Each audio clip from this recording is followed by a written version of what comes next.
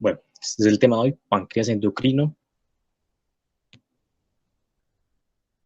insulina, glucagón y diabetes. La verdad, pues es un título engañoso, que vamos a ver o abordar mucho más que eso. Mi nombre es Sergio, yo soy de Colombia, estudiante de quinto año de medicina y pues estoy acá porque me gusta mucho la docencia. Este es el contenido que vamos a abordar.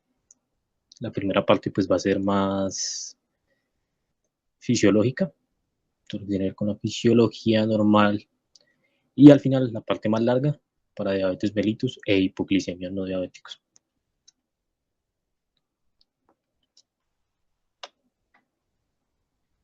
Entonces empecemos con la anatomía fisiológica del páncreas.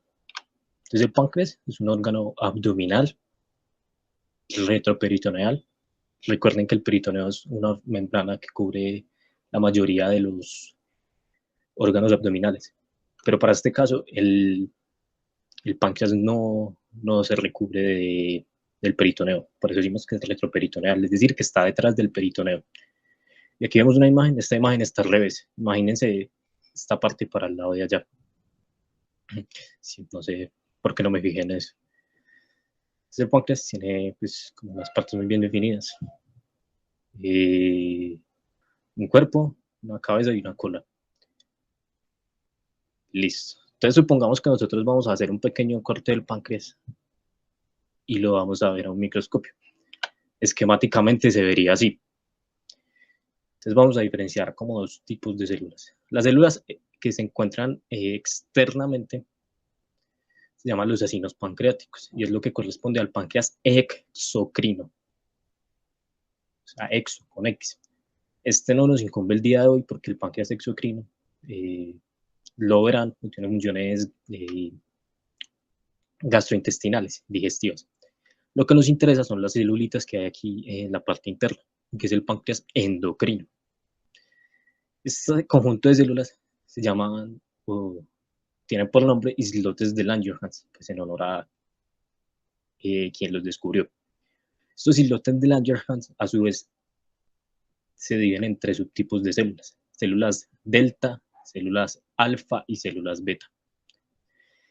Las células beta producen la insulina, son las más abundantes, pues producen como la hormona más importante. Las células alfa producen la hormona contrarreguladora de la insulina, que es la somatostatina, y las células delta, el glucagón, la reguladora de la insulina, y las células delta producen la somatostatina.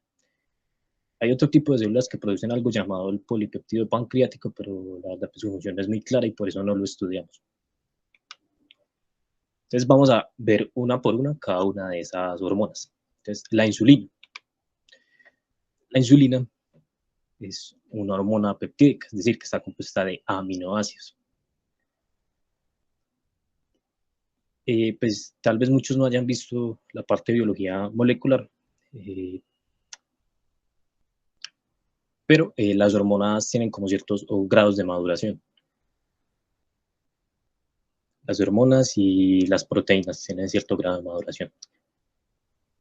Entonces aquí vemos una insulina inmadura y una insulina madura. Como ustedes ven, ¿cuál es la diferencia? Que cadena C o péptido C se recorta y lo que nos queda cuando separamos ese péptido C de estas otras dos cadenas, de la cadena A y de la cadena B, es la insulina. Entonces ustedes ven que la insulina en realidad se compone de dos cadenas unidas por puentes disulfuro.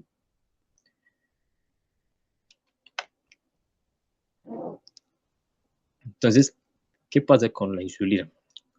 Ya sabemos que están almacenadas en las células beta de los islotes del páncreas. Esta insulina responde a los niveles de glucosa sanguínea.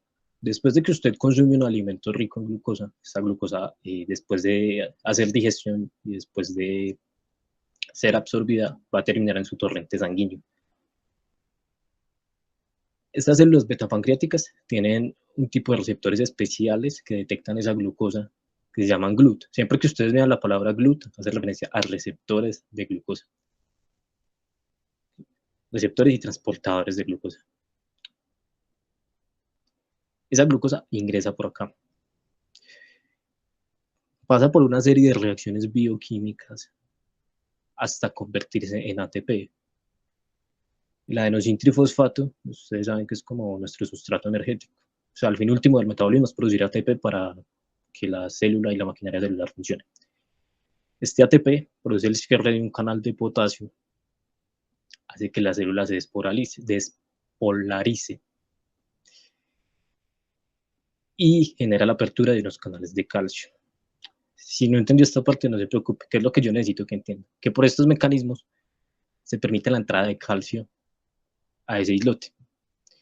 Y resulta que el calcio es muy importante porque el calcio se va a adherir a estas vesículas donde está almacenada la insulina y va a permitir que estas sean llevadas hasta la luz del islote pancreático para que pueda ser liberada esa insulina al cuerpo y ejercer todas sus funciones.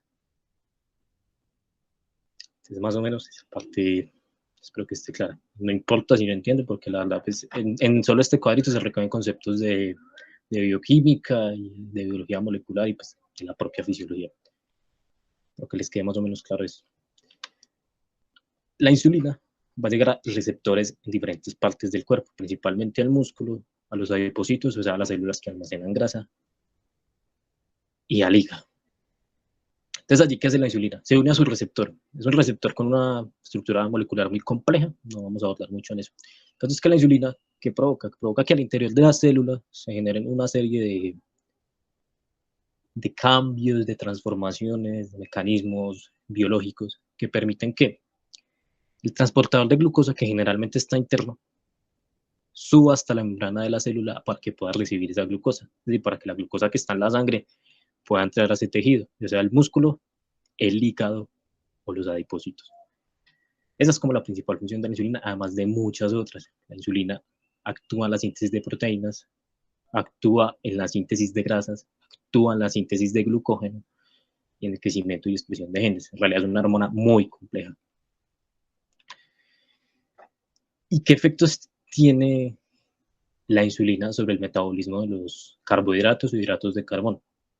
Depende del tejido. En los músculos permite la absorción de glucosa, es decir, que los músculos puedan recibir o captar esa glucosa de la dieta para ser más efectivos, en cuanto a la producción y el consumo energético. En el hígado permite la síntesis de glucógeno. Para quienes no han visto bioquímica, el glucógeno es una estructura o es la manera en la cual la glucosa se almacena en el hígado. Es como una reserva de glucosa, una reserva energética muy importante, que se activa principalmente en el ayuno. Cuando yo no he consumido carbohidratos, este glucógeno se va a liberar a la sangre para yo no padecer una hipoglicemia. Además, esa insulina en el hígado inhibe la gluconeogénesis, que para quienes no han visto bioquímica, la gluconeogénesis es producir glucógeno a partir de elementos que no son glucosa ni carbohidratos, pueden ser aminoácidos o grasas. Cuando, pues, para quienes la han visto, pues sabrán de qué hablo. Quienes no la han visto se van a divertir mucho con eso. Es un tema un poquito complejo, pero pues, la medicina es bonita. Y en el tejido adiposo, ¿qué hace la insulina? Inhibe la lipólisis, es decir, que se rompa el tiacilglicerol. El colesterol, los ácidos grasos, todo lo que son lípidos, se conservan en los adipocitos en forma de triacilglicerol. Para poder ser liberados al organismo, tienen que sufrir un proceso de lipólisis, o sea, tienen que romperse, tienen que volverse moléculas más simples. Entonces, la insulina evita que eso pase. La insulina facilita la absorción de glucosa en los adipocitos y la lipogénesis, es decir, todo lo contrario a la lipólisis, la formación de los triacilgliceroles. Este es pues un ejemplo de lo que hace la glucosa en el músculo. Básicamente se une a su receptor, genera una serie de cambios bioquímicos que permite la formación de glucógeno y la glucólisis que más adelante va a permitir la formación de adenosintrifosfato, que ya dijimos que es como el sustrato energético que permite a las células realizar sus funciones.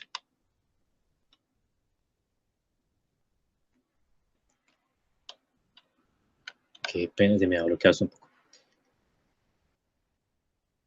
Bueno, como dijimos, pues la insulina también tenía muchos otros efectos diferentes al metabolismo de los hidratos de carbono.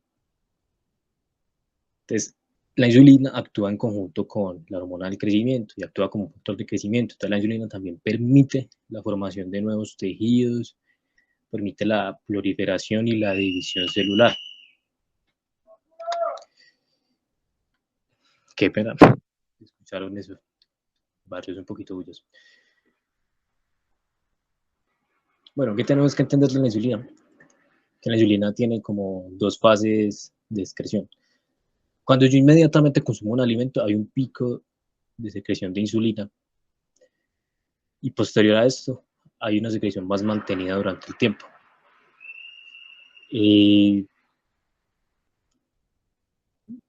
Esto pues con el objetivo de no generar una hipoglicemia, porque si yo liberara toda la insulina de inmediato, pues la glucosa en sangre entraría a los tejidos inmediatamente y me penaría pues una hipoglicemia y sus consecuencias. Y este cuadro es para resumirles todos los efectos de la insulina.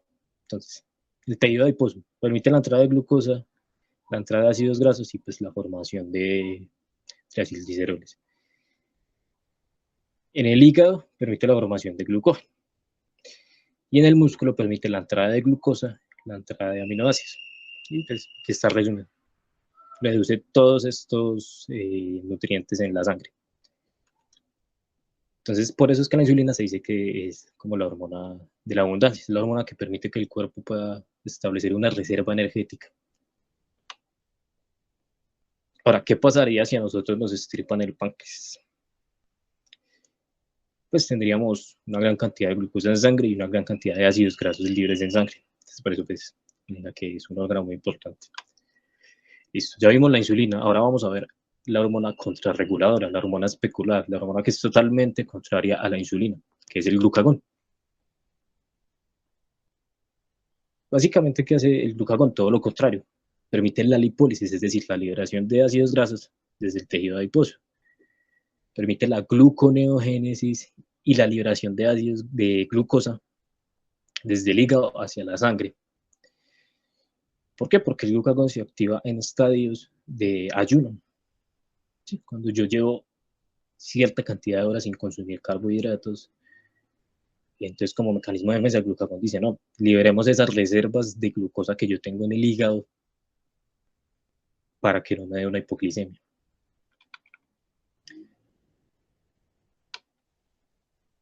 Y pues como vamos, al contrario de la insulina, pues es una relación inversamente proporcional entre la glucosa sanguínea y el glucagón. O sea, entre más glucosa haya en la sangre, menor es la liberación de glucagón y pues lo contrario. Menos glucosa hay en la sangre, mayor va a ser la liberación de glucagón. Y aquí como un pequeño cuadro de esta regulación de la glicemia. Básicamente recordemos. La insulina, formación de glucógeno. Glucagón, degradación de glucógeno, totalmente contrario. ¿Cuál es el mecanismo que hace activar la insulina o hace que se secrete la alta cantidad de glucosa en sangre? ¿Cuál es el mecanismo que hace que se libere glucagón? Todo lo contrario, baja cantidad de glucosa en sangre. Los efectos hepáticos, básicamente, es formación de glucógeno por parte de la insulina y el glucagón es la destrucción de este glucógeno para que pueda ser usado o liberada esa glucosa a la sangre. Y la somatostatina, que es como otra hormona contrarreguladora, cuyo papel no se tiene muy claro, es una hormona muy pequeña.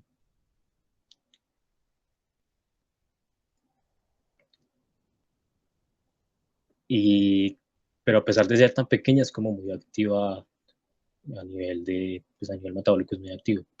¿Cuál se cree que es la función de la somatostatina? Inhibir tanto la insulina como el glucagón, sobre todo después de consumir alimentos. ¿Y esto para qué? Para que la glucosa sanguínea y el metabolismo de la glucosa sanguínea mantenga un equilibrio, mantenga esa homeostasis, que es como el fin último de los procesos fisiológicos del cuerpo, mantener un equilibrio para no generar enfermedad, para no generar alteración. Listo, ahora digamos a la parte larga, la parte interesante, a la parte de diabetes mellitus. La diabetes, en una revisión formal, Se pueden ir hasta 2 o 3 sesiones porque es un tema extenso. Yo traté como de condensar lo más importante. Entonces, primero vamos a definir qué es la diabetes. La diabetes es un signo, es decir, un conjunto de signos y síntomas que se caracteriza por un aumento en la glucosa sanguínea, que esto lo vamos a llamar hiperglucemia, que este es como el principio y el origen de todos los males en la diabetes, la hiperglicemia. Pero esta hiperglicemia puede ser tanto por una secreción inadecuada de insulina, o sea, la insulina no se produce adecuadamente en el páncreas, no se libera adecuadamente, o porque a pesar de que la insulina se produzca adecuadamente, los tejidos no responden a la insulina. Y es por ello que la podemos clasificar en varios subtipos. Diabetes tipo 1, diabetes tipo 2, otros tipos de diabetes y diabetes gestacional durante el embarazo.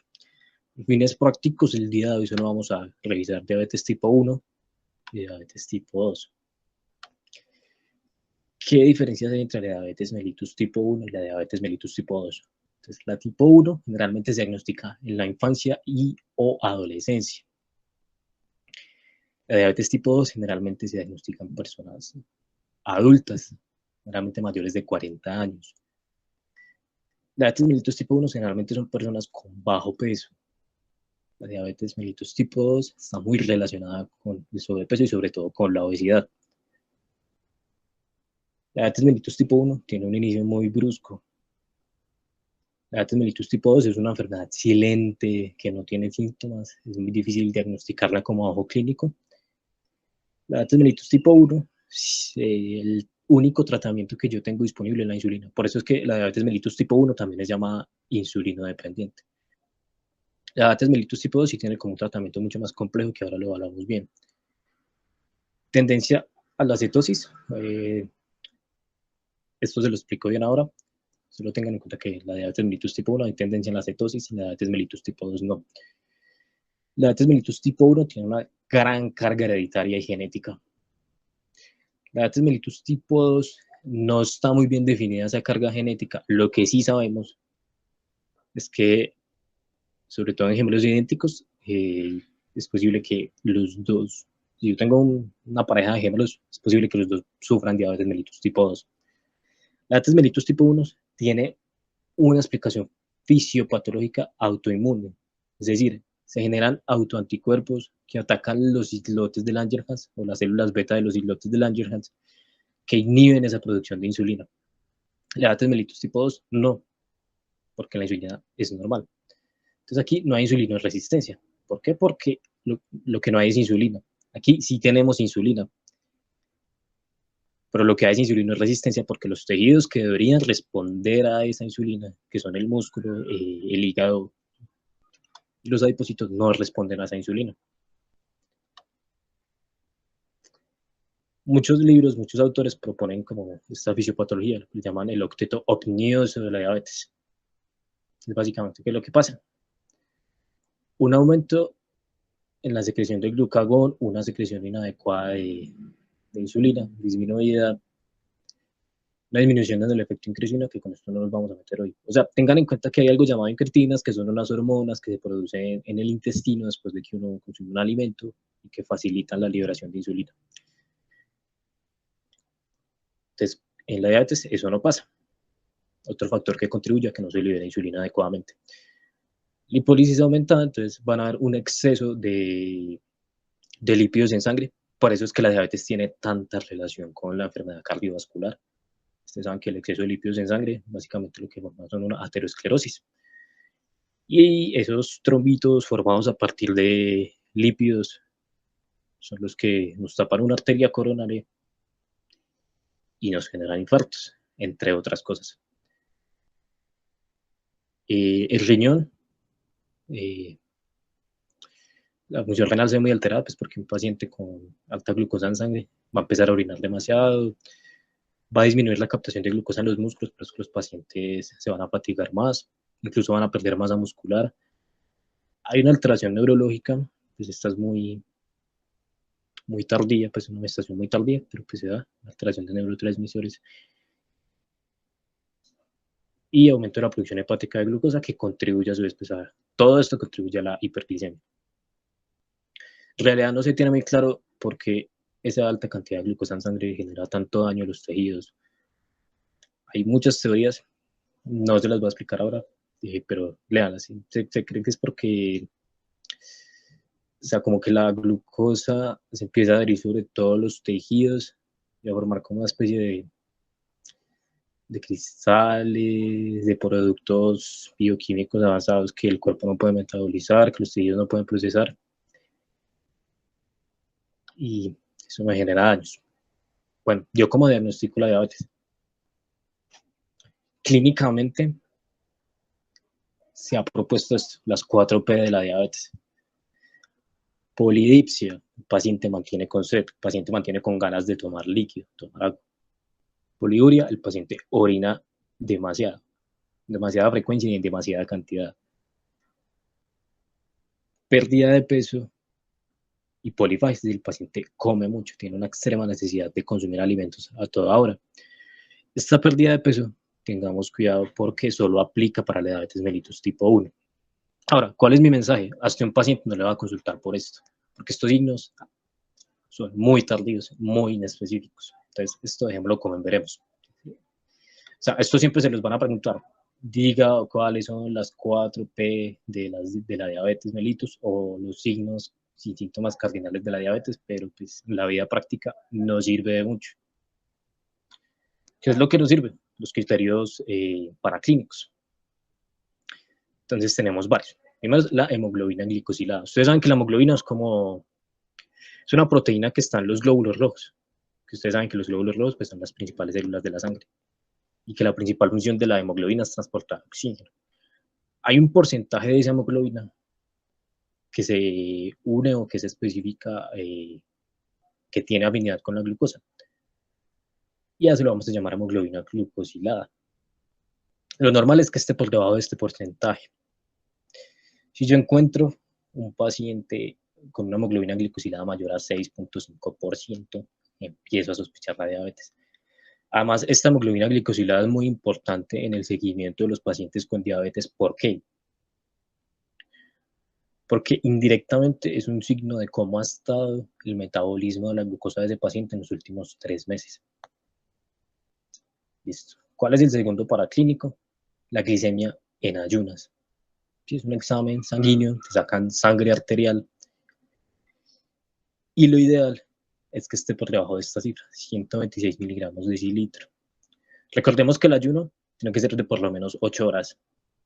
Menos que eso no nos sirve porque puede generar errores en la medición. Entonces, un ayuno de por lo menos 8 horas, donde yo encuentre un valor mayor a 126 miligramos de decilitro. El tercer paraclínico es la glicemia plasmática a las 2 horas después del test de tolerancia oral a la glucosa. ¿Qué es lo que pasa acá? Aquí lo que hacen es disolver una cantidad de glucosa de 75 gramos en un vasito con agua y hacen que la persona se lo tome. 2 horas después de que la persona se tome ese vasito con glucosa, que sabe horrible, sabe asqueroso, pues es lo que hay que hacer. 2 horas después le tomamos la medición y esperaríamos encontrar un valor de glucosa menor a 200 miligramos de decilitro. Si está mayor a 200 miligramos de decilitro, reconfirmo la diabetes. Y el cuarto, pero no menos importante, es como es yo tomar una muestra de una glicemia, sin importar si el paciente está en ayunas, sin importar si se tomó un vasito con glucosa, sino en cualquier hora del día, o de un paciente que tenga alguno de los síntomas que yo les mencioné ahora, y lo encuentre mayor a 200 miligramos de decilitro. Entonces, ¿qué necesito saber yo? No, has dicho, ¿qué necesito que ustedes sepan? Que para diagnosticar la diabetes tengo que tener por lo menos 2 exámenes de estos positivos. ¿Sí? Si yo tengo uno solo, no me sirve. Tengo que o repetir el mismo examen o lo ideal sería realizar otro examen diferente. Entonces, bien podría ser una glucemia plasmática en ayunas más una plasmática 2 horas después de que se tome el vasito con glucosa la persona. Y así las reconfirmo. Y aquí están como los niveles de glicemia que uno esperaría. Entonces, lo normal es de 70 miligramos de decilitro a 100 miligramos de decilitro, que es la que espero que tengamos todos nosotros. De 100 a 126 se genera lo que se llama una resistencia a la insulina o una prediabetes. Si yo intervengo a este paciente, puedo volver a este estadio. Si a este paciente yo le digo, oiga, tenemos que ponerle las pilas porque si no le da diabetes, y al paciente le vale pito, ¿sí? No se toma eso en serio, dice, no, yo voy a seguir con mi vida normal, voy a seguir comiendo por qué días, sin hacer ejercicio y todo lo demás, posiblemente progresión a diabetes. Entonces, esta parte es muy crítica. Si nosotros detectamos un paciente acá, de uno u otro modo podemos asegurarle esa regresión, una mejor calidad de vida. Porque pues, la verdad es que la diabetes hoy por hoy es incluso una peor enfermedad que el VIH. Con eso le digo a todos, las complicaciones que vamos a ver ahora de diabetes son muy jodidas y pues la gente no cree mucho en eso. Y de 70 para abajo pues tenemos la hipoglicemia, que ahora vemos bien la hipoglicemia. Ahora, nosotros podemos hacer cribado. ¿Qué es un cribado? Cribado es que puede llamarse cribado, tamización, tamizaje, en fin. ¿Qué es lo que yo pretendo? Coger pacientes que estén asintomáticos, aparentemente sanos, y hacerles esas pruebas de glucosa que yo les mencioné ahorita, para descartar una diabetes, porque pues recuerden que yo les dije que eso era una enfermedad silente. Entonces, a todas las personas mayores de 45 años yo les puedo hacer una prueba de las que les mencioné anteriormente, por ahí cada 5 años. O a una persona, independientemente de la que tenga sobrepeso, y además del sobrepeso sea sedentario, tenga familiares con diabetes, sea algún grupo sanguíneo como estos, que pues aquí como todos somos de Latinoamérica, nos incluimos, o todos somos afro, hispanoamericanos, nativos americanos, bueno, asiáticos no, pero gran parte de nosotros nos incluimos en este grupo de riesgo. Hipertensos, con problemas del metabolismo de los triglicéridos y el colesterol, mujeres con síndrome ovario poliquístico, en fin. Estos son los pacientes que ustedes tienen que tener en cuenta para hacerles ese cribado. Porque si yo detecto aquí esto, recuerden que le puedo salvar la vida a ese paciente. Entonces, digamos que en medicina la prevención es muy importante, solo que digamos a uno, incluso en la facultad, a uno no le inculcan eso muy bien, pero pues para que lo tengan en cuenta. Bueno, ya vimos a grosso modo qué es la diabetes. Ahora vamos a ver por qué es tan peligrosa la diabetes. Entonces vamos a empezar por las complicaciones. Las complicaciones las dividimos en dos: complicaciones agudas y complicaciones crónicas. Las complicaciones agudas son principalmente dos: la cetoacidosis diabética y el síndrome hiperglicémico hiperosmolar, que ustedes lo conocen, aunque ese nombre no es correcto, como coma diabético. La cetoacidosis es muy común en los pacientes con diabetes mellitus tipo 1. Incluso muchas veces esos pacientes debutan con una cetoacidosis, es decir, no sabía que tenían la enfermedad, les da una cetoacidosis, y cuando les da la cetoacidosis descubrimos que son diabéticos tipo 1. Tiene una tasa de mortalidad pues relativamente baja. ¿Qué es lo que pasa? Que los pacientes, como no tienen insulina, entonces no se cumple ninguna de las funciones de la insulina que ya vimos. Entonces estos pacientes empiezan a generar un metabolismo muy acelerado de los lípidos y producen algo llamado cuerpos cetónicos, y esos cuerpos cetónicos generan acidosis. Recuerden que el pH normal del cuerpo es de 7.34 a 7.44 más o menos. Si yo, o si el cuerpo genera cualquier alteración de ese pH, el cuerpo se desestabiliza. O sea, el cuerpo necesita estar en ese rango de pH para poder funcionar. Si no, estamos mal.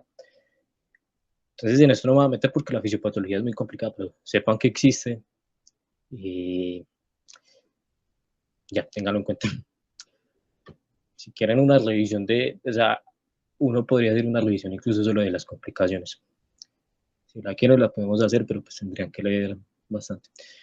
Y bueno, el síndrome hiperglicémico hiperosmolar, básicamente, ¿qué es lo que pasa?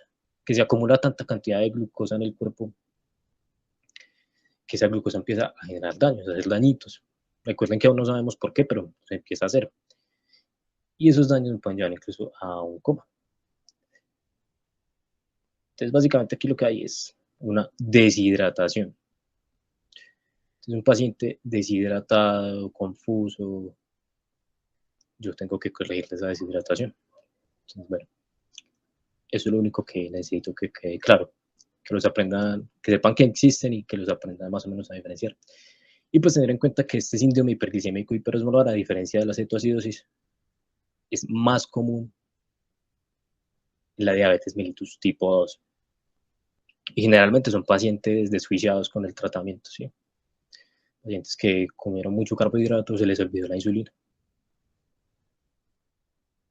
Aquí también puede pasar lo mismo, puede ser que un diabético tipo 1 se le olvide la insulina. Y la otra complicación es la hipoglicemia. ¿Por qué se da la hipoglicemia en un diabético? Porque se excede con la dosis de insulina. Y esto es muy peligroso, sobre todo en las personas ancianas. Las personas ancianas pasa mucho, muchísimo, que llegan a los sitios de los servicios de urgencia con claros signos de hipoglicemia. Y uno les pregunta, resulta que son diabéticos y va a mirar como la dosificación y se la pusieron mal.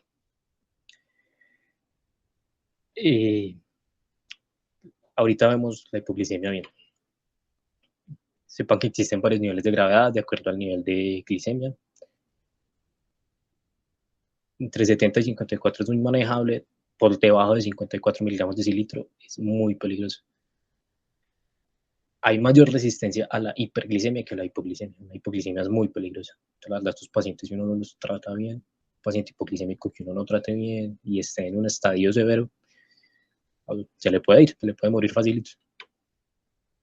Listo, ahora pasemos a las complicaciones crónicas. Las complicaciones crónicas se dividen en dos, en macroangiopáticas y en microangiopáticas, es decir, las que afectan a los grandes vasos sanguíneos y las que afectan a los pequeños vasos sanguíneos. Las macroangiopáticas me predisponen a un accidente cerebrovascular o a un ictus cerebral, a infartos agudos del miocardio, anginas, que es el dolor típico del infarto agudo del miocardio, pues eso ya es semiología. Disfunción eréctil, puede provocar disfunción eréctil. Claudicación intermitente es que la persona se cansa de las extremidades, de las piernas, aún sin caminar, ¿sí? Se cansa de solo pensar. Y esta que es para mí tal vez como la más peligrosa, la necrosis vascular o la gangrena, que ustedes saben que muchos pacientes diabéticos tienen que ser amputados, sobre todo sus pies.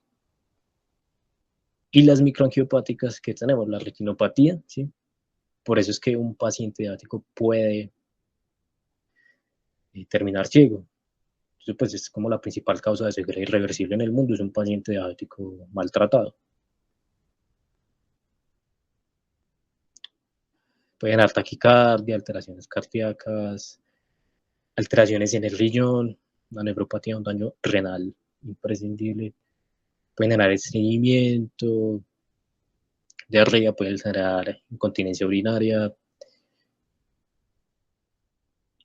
Y, bueno, además de hormigón en las extremidades, lo que para mí es más complicado en estos pacientes es que estos pacientes, sobre todo en las extremidades inferiores, pierden la sensibilidad al dolor y a la temperatura. ¿Y eso porque es como tan peligroso? Porque muchos autores han considerado el dolor como un signo vital. Sí, o sea, la medicina existe porque existe el dolor, pero a su vez el dolor existe porque el dolor nos recuerda que estamos vivos. Entonces es muy importante. O sea, si usted no siente dolor, preocúpese. Eso es necesario. O sea, de vez en cuando es necesario sentir dolorcito para usted acordarse que está vivo. ¿Y cuál es el problema? Si combinamos esta necrosis con esta insensibilidad, llegamos a esto, al pie diabético. Entonces son pacientes que terminan con su pie amputado, con unas úlceras feísimas y en el peor de los casos con una gangrena completa.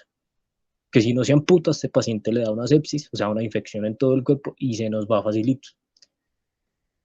Y pues por eso es peligroso, porque son pacientes que no se dan cuenta, o sea, son pacientes que se les cae un dedo y no se dan cuenta. Pues literal, no es chiste, eso pasa, de verdad. Aquí como un resumen de todas estas complicaciones. Listo, el tratamiento. Entonces, para la diabetes mellitus tipo 1, la única opción que ellos tienen es insulina. Insulina para toda la vida. Un paciente diabético tipo 1 es mucho más fácil de tratar porque como se les diagnostica de niños, pues de niños como que adquieren esa costumbre, mayor autocuidado. Generalmente las personas diabéticas tipo 1, se las ve, son super fits. Comen sano, hacen ejercicio, demás. Pues con ellos no hay tanto problema. Problemas con el diabético tipo 2. Para ellos tenemos un tratamiento no farmacológico. Un tratamiento farmacológico. El no farmacológico se basa en dos pilares, en el deporte y en la alimentación. Deporte, póngale media hora al día a un ritmo normal, ¿sí? Puede ser cardio, un trotecito de media hora por la calle. Y la alimentación, sobre todo que los carbohidratos simples. El deporte, ¿porque es importante? Porque se ha visto que el deporte estimula la secreción de glucagón. Entonces esto me contrarregula sus efectos. Es muy importante también el monitoreo en estos pacientes, ahorita hablamos más de esto. Y lo que les decía, los carbohidratos simples. Aquí podrían haber más, podría estar la pasta también. El arroz, que es un alimento muy común en Latinoamérica. Entonces, mejor cambiarle ese tipo de carbohidratos por los carbohidratos que tienen las frutas. Otra cosa, algo que recomiendan mucho los internistas es que no tomen jugo de fruta, sino que se coman la fruta sólida, porque el jugo de fruta, como de algún modo ya viene fragmentados esos carbohidratos, se van a absorber más fácil, pues van a generar mayores alteraciones. Entonces, es preferible que coman la fruta sólida en paciente diabético. Después tenemos el tratamiento farmacológico, que pues a su vez se divide en dos, antidiabéticos orales y en la insulina. Los antibióticos orales, pues hay de muchos tipos, los excretacopos, como pues, el más conocido, la metformina, los sensibilizantes, los análogos del GLP-1 y del PP4, no van a traer mucho detalle con eso. Y la insulina, ahorita vamos en más detalle de esto. Ahora, muy importante en un paciente diabético este monitoreo. Usted ve y todos los pacientes diabéticos tienen como una tablita donde ponen el registro de esta glicemia después de consumir cada alimento. Esto pues es muy bueno porque nos permite tener un control, ajustarle dosis, ver si hay riesgo de hipoglicemia o si de lo contrario, ver si el tratamiento no nos está funcionando y el paciente sigue con una hiperglicemia. Entonces sí, un diabético no me consume esto por nada del mundo. Las insulinas que tienen que saber, existen 4 tipos, ultralenta, lentas, rápidas y ultra rápidas. Los esquemas de estos son un poquito complicados. Se pueden combinar con los medicamentos orales. Y básicamente esto es lo que nos permite. Las ultralentas actúan en 2 horas, las lentas póngale unas 8, las rápidas unas 12 horas y perdón, es al revés. O sea, ultra rápidas 2 horas, rápidas 8 horas, lentas 12 y ultralentas hasta unas 24 horas. Entonces muchas veces se combinan esquemas de rápidas con ultralentas, o solo se deja la ultra rápida y el medicamento oral, en fin. Esto es muy dinámico, la verdad, no hay una fórmula de tratamiento. La verdad es muy personalizada, o sea, tiene que adecuar a cada paciente porque hay pacientes que son más susceptibles a una hipoglicemia, sobre todo los adultos mayores, como ya les dije. Esto era todo por parte de la diabetes. Ahora vamos a ver la parte de la hipoglicemia en el paciente no diabético, que también es una alteración pues, de metabolismo de la glucosa. Entonces, la definición es meramente clínica. Hay una triada, esta siempre se las van a preguntar, esto es ley, la triada de Whipple. ¿Qué dice la triada de Whipple?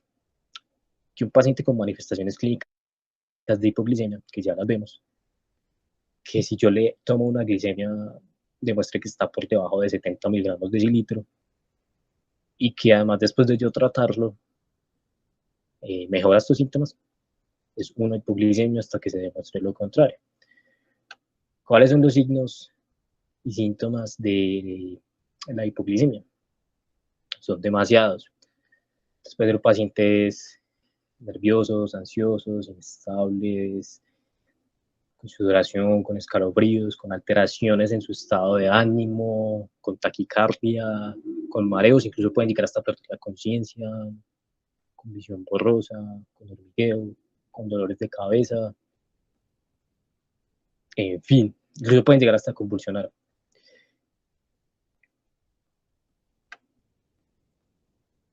Bueno, esto para tratar la colación de que recuerden que es por debajo de 70. ¿Qué es lo importante saber de estos pacientes con hipoglicemia? O sea, esta es una enfermedad, una alteración muy aguda y como tal se tiene que tratar rápido. Entonces, la causa más común de hipoglicemia son los medicamentos o los antibióticos orales tipo secretagogos. Entonces, como estamos hablando de hipoglicemia en un contexto no diabético, esto lo exceptuamos. Nos quedamos con eso. Entonces, es un paciente no diabético, por lo tanto, no toma secretagogos. ¿Qué puede pasar? Que ese paciente yo le tomo una glicemia y el paciente se ve bien. Entonces, si el paciente se ve bien, pues yo le hago más estudios, evalúo sus causas, veo a qué se debe, le adecuo la dieta, si se debe a algún medicamento, pues le adecuo el medicamento.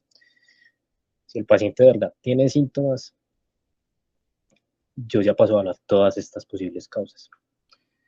Una hipoglicemia se le puede generar a usted por medicamentos, que ya vemos cuáles pueden ser, alcoholismo y desnutrición, una insuficiencia renal o hepática, un paciente séptico, tumores pancreáticos, ya vemos un ejemplo, y déficits hormonales.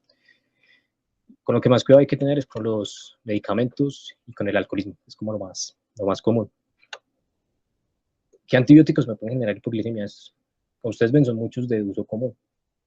Antibióticos, ustedes saben que aquí en Latinoamérica la gente, los antibióticos hacen parte como de la dieta diaria, los consumen sin mucho cuidado, generan complicaciones en sus propios cuerpos y pues después el que paga el plato roto es el médico. Los antihipertensivos, la población mayor, casi un 90% consume antihipertensivos. Eh, Otros más específicos para otras enfermedades endocrinas. No vamos a profundizar mucho en eso. Listo. ¿Cuál es la otra causa importante? El insulinoma. ¿Qué es el insulinoma? Es un tumor, un adenoma en las células pancreáticas, en los islotes pancreáticos. ¿Por qué se llama insulinoma? Porque lo que hace es producir una cantidad excesiva, exagerada de insulina. Entonces, como se produce una cantidad tan exagerada de insulina, va a haber una predisposición muy alta a las hipoglicemias. Y me puede llevar incluso a lo que se conoce como un shock insulínico. Y es que cuando la glicemia baja a niveles tan bajos, entre 20 y 50 miligramos sobre decilitro, el paciente puede convulsionar y además perder el conocimiento.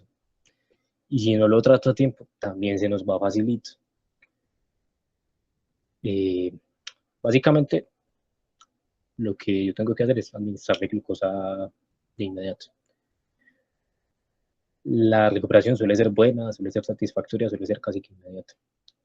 Pero ¿cuál es el problema? Que si yo me demoro en tratar a ese paciente, le puedo generar un daño permanente en el sistema nervioso central. Entonces, aunque la respuesta al tratamiento es buena, si yo no actúo rápido, ese paciente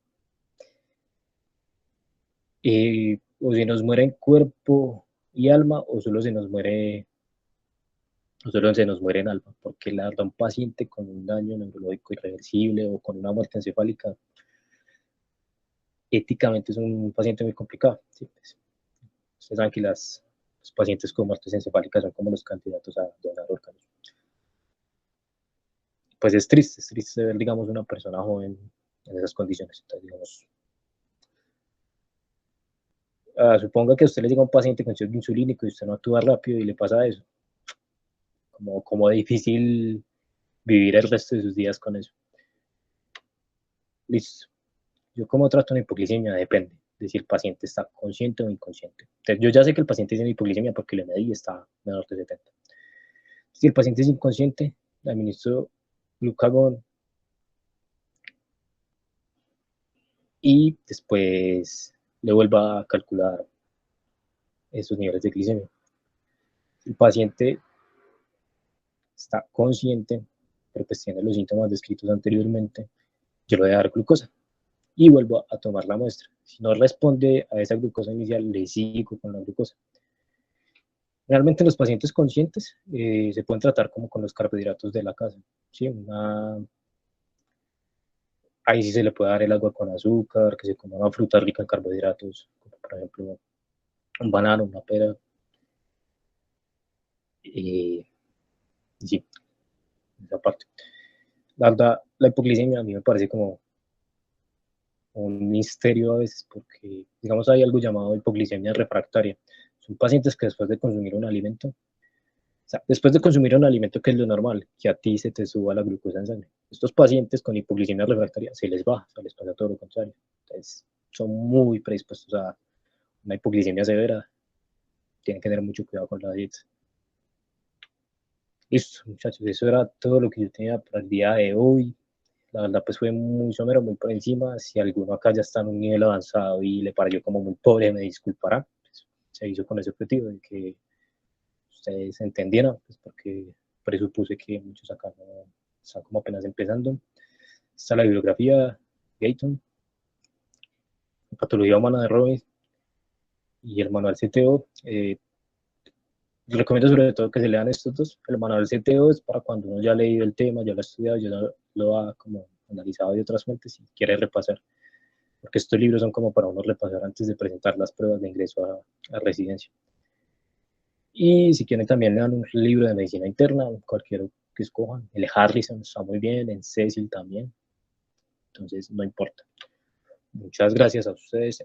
Recibo todas las preguntas, quejas, inquietudes que tengan, que les gustó, que no les gustó, en fin.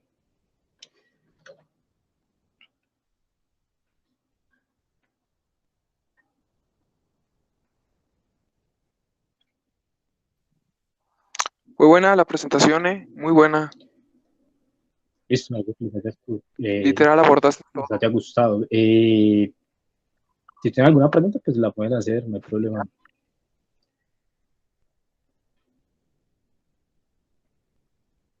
O todo claro.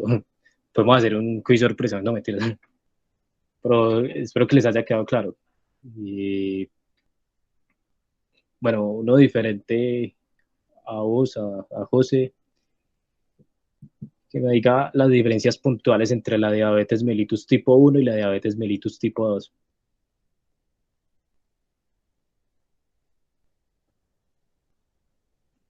No, nada. Que la diabetes mellitus tipo 1 es aquella que es insulino dependiente, en cambio la 2 se puede regular a través del ejercicio o la dieta, y depende de otros factores si ya se necesita aplicar la insulina, que la diabetes tipo 1 era más dedicada a los niños y adolescentes, y en ello se reflejaba era con un bajo peso, muy distinto a la diabetes tipo 2, que se daba más en los adultos y con un sobrepeso. Perfecto, perfecto. Bueno, Muchísimas gracias por la presentación. no, ustedes por estar atentos. Anda, yo creo que mi gran sueño en la vida es como llegar a ser profesor algún día, pero bueno, ahí vamos. Pues vas por muy buen camino. Yo voy a empezar a primer semestre ahorita. ¿Tú eres de Lastimosamente Colombia? empiezo la carrera pues virtual. Sí, sí, yo soy ¿De qué de parte? Colombia,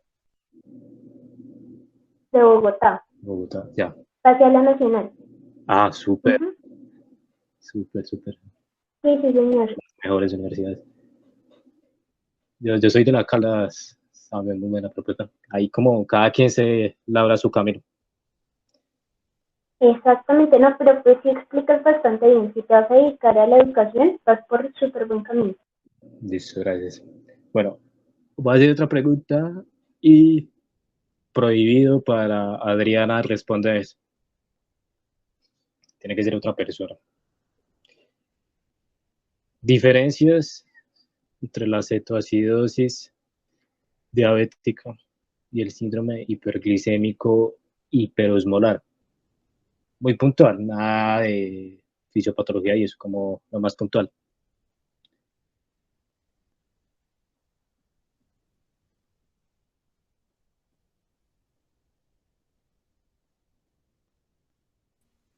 Pues que no es en el estado hiperosmolar donde hay una glucosa mayor a 600, ¿no? Y en la Sí, cetoacidosis, ay, ese punto fue muy importante, me faltó. Sí, sí, señor. En la y cetoacidosis uno encuentra glicemias altas, del contexto de unos 200, 300 miligramos decilitro. En cambio, en un síndrome hiperosmolar, uno encuentra cosas, o sea, uno encuentra superhumanos, uno encuentra unas cosas terribles, monstruosas, 600, incluso 1000, 1200. Uno no sabe esa gente cómo sigue viva. que dicen, hay sangre en el azúcar. Sí, sí, hay un poquito de sangre en el azúcar. Bueno, aquí Algo preguntan, así. aparte de la insulina, ¿qué puede darle el paciente con diabetes? No, lo que te dije ahí, o sea, la insulina es lo último. Uno empieza con el ejercicio, con la dieta y con el antidiabético oral. Generalmente se empieza con la metformina. Si no hay respuesta a la metformina, pues se empieza a evaluar y se van dando otros diferentes, como la glibenclamida, la linagliptina, etcétera. Y cuando ya no hay respuesta a ese tratamiento oral, es que yo paso a la insulina. ¿Cuál es el problema? Que en el contexto de nosotros, en el contexto de Latinoamérica, la insulina está muy estigmatizada.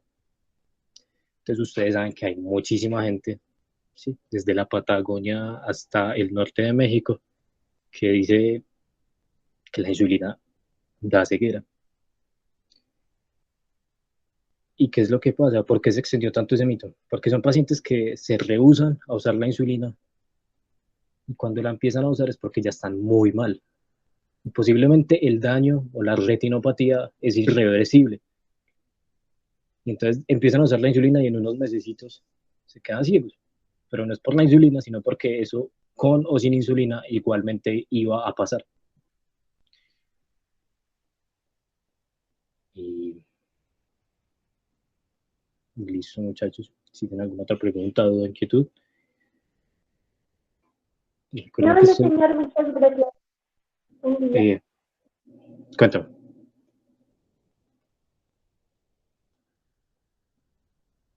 Ya está claro, listo. No, entonces,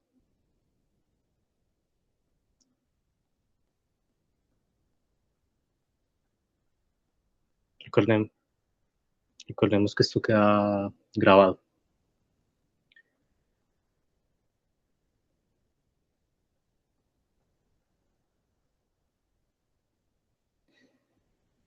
Chao, muchas gracias.